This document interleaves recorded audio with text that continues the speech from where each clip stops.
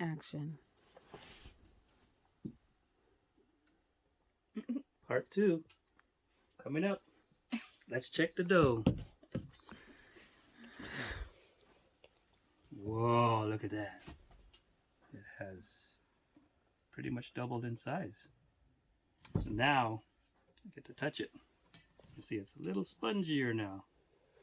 Alright, see that? So now I go around the edges here. So it's kind of sticky now. Around the edges, and I knead it again. Knead it again to get, and there's more flour here, so I'll just put more flour in there so it's not as sticky. Knead the dough, and then I'm going to pull it out and knead it on the tabletop here. My butcher block that I made this week. Or higher.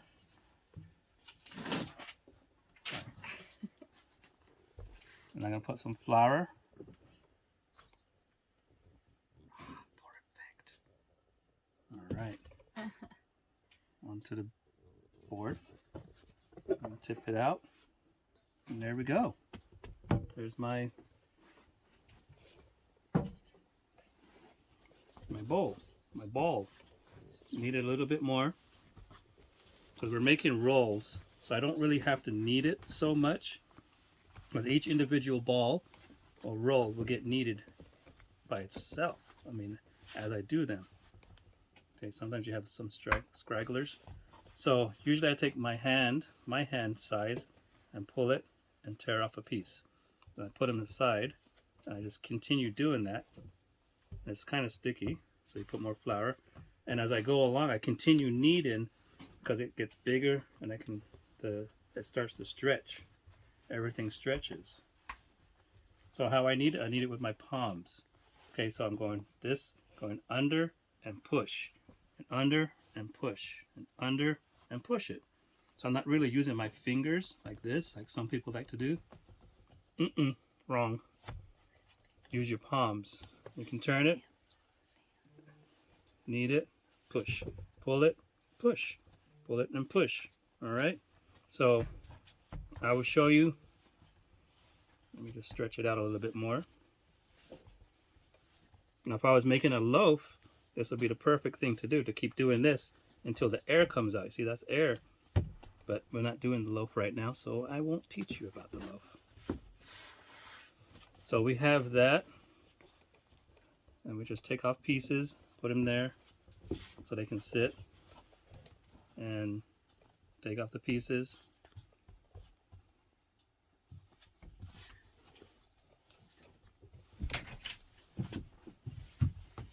We have a little one coming in now.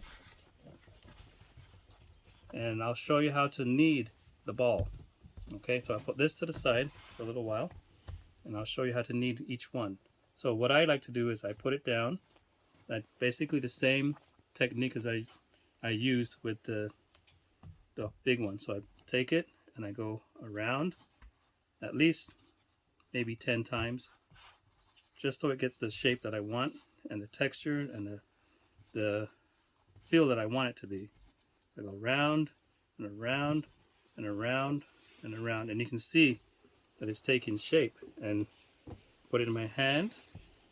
Now I squeeze the bottom like that, and there we go.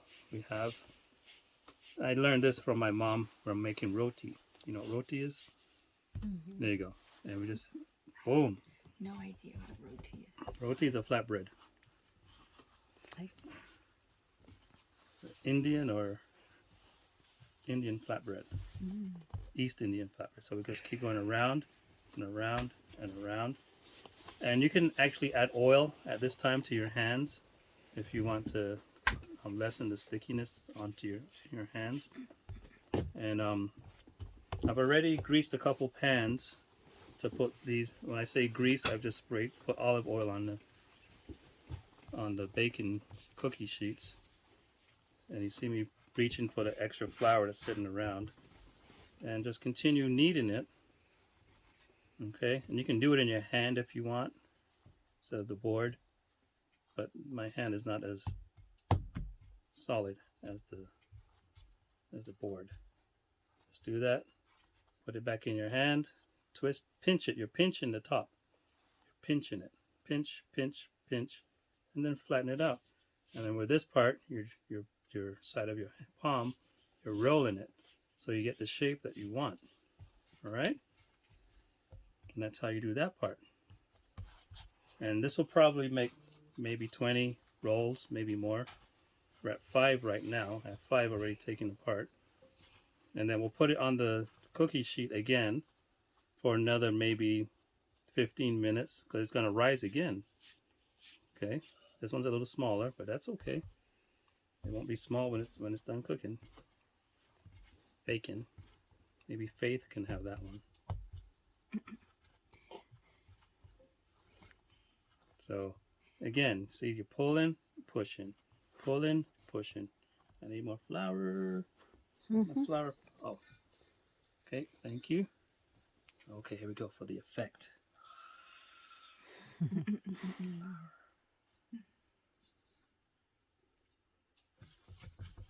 All right.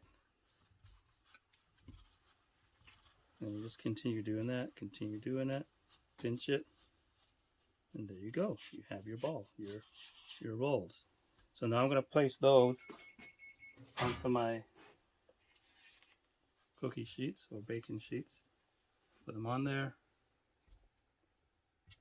And each one usually holds about 24, maybe 24 rolls. So I'll just leave that there, and as I go along, I shall put them on there. Stretch out the bread dough. Take a couple more off. And it can be a messy job. If you're a messy person, it can be a nice clean job. I'm kind of in between. But you know what? I have to clean it up myself anyway, so. Alright, so there we go. Knead in, pull and knead, pull and knead. Alright. Anybody have clean hands in the audience? And No. paperwork. So, yeah. Hi, sweetie. Alright. So we're doing some more.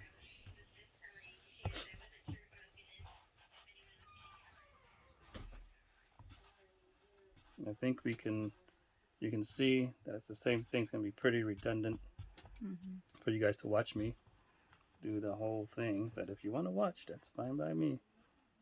Or the camera person can stop recording, and then you can continue.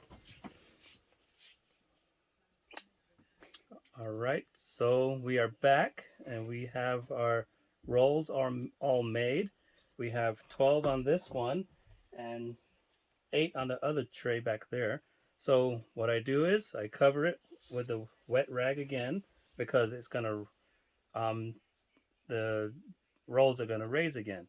So I put it, cover it up with another wet, not soaking wet, but a wet towel or paper towels, and let it sit there until it rises again. So maybe let's say 15 minutes. The rolls will double in size or even triple in size or quadruple in size. I don't know, but we'll see. We'll see you in 15 minutes. All right, here we are. We have waited some time and the rolls have doubled in size. Aren't they pretty? So now, guess what we get to do? We get to put them in the oven. Right. First tray going in the oven. On this side, because we have another tray to come in. Okay. And the second one. And if you want, you can make little crosses on the top or slits on the top. There we go. Okay, this timer is set for 30 minutes. And we let it cook. There we go. Actually. All right, the bread is done. Look at that. They are a beautiful golden color. I'm gonna pull one out and show you how how do you know it's cooked? Or if you pick it up or use a tongs to pick it up, or you can flip it over, that bottom side tells you it's done. So now what we have to do now is take them off and put them on a cooling rack, which is so conveniently right next to them. It's hot. I don't have my tongs here, but that's okay. Put them on there and let them cool off.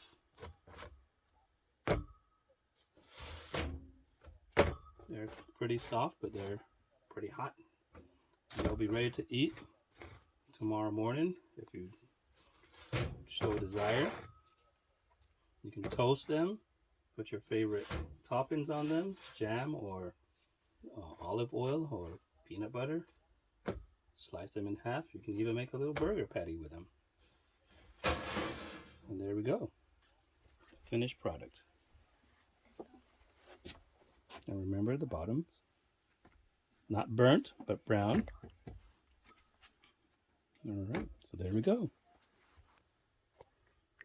And here we go, the finished product. Bread rolls. Yummy and healthy. Enjoy and God bless.